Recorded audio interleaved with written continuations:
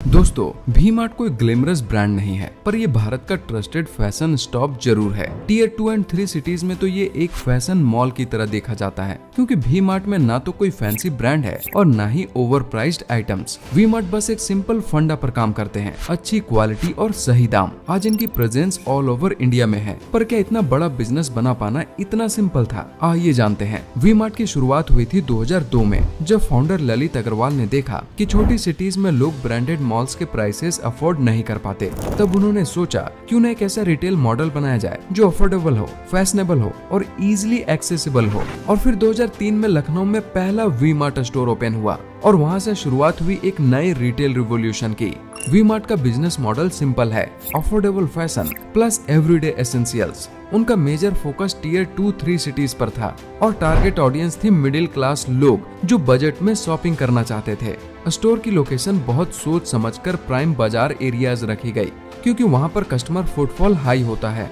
We mart के stores में कोई फैंसी डेकोर नहीं मिलेगी, सिर्फ good products at great prices ही उनका गोल है। और सबसे बड़ी बात, वी मार्ट में आपको सीजनल क्लोथ्स भी मिलते हैं, मतलब आपको दिवाली, होली, शादी सीजन के लिए यहाँ कलेक्शन मिलता है, वो भी पॉकेट फ्रेंडली रेंज में।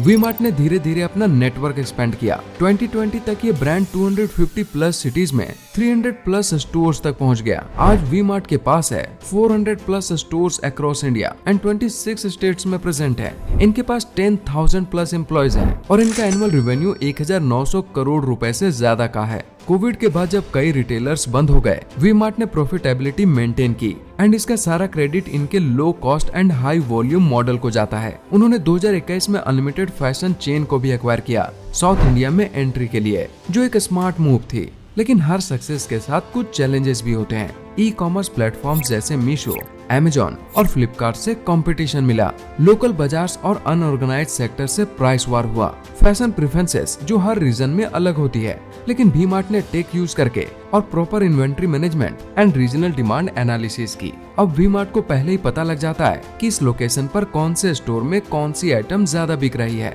एंड वी मार्ट उस हिसाब से स्टॉक अप करता है। इस स्ट्रेटेजी से इनका रेवेन्यू भी इंक्रीज हुआ है। वी मार्ट के सक्सेसफुल होने के पीछे बहुत सिंपल रीजंस थे, जो शायद अगर कोई लोकल शॉपकीपर भी यूज करे तो बहुत ज्यादा रेवेन्यू कर सकता है। सबसे पहले तो वी मार्ट के सभी प्रोडक्ट्स वैल्यू फॉर मनी होते हैं। सेकेंडरी लोकलाइज्ड प्रोडक्ट सिलेक्शन होती है, जिससे स्टॉक जल्दी सेल आउट होता है।